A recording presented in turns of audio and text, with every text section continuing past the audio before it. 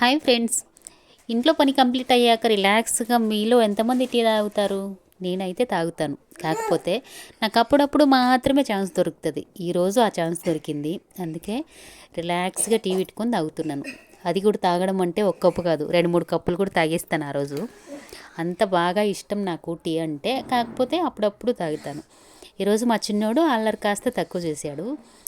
అల్లరి తక్కువ చేశాడంటుంది. మరేంటి ఇక్కడ ఇంత అల్లరి చేస్తున్నాడు అని అనుకోవద్దు. ఈరోజు అన్ని రోజులతో పోలిస్తే ఈరోజు కొంచెం తక్కువ అనమాట.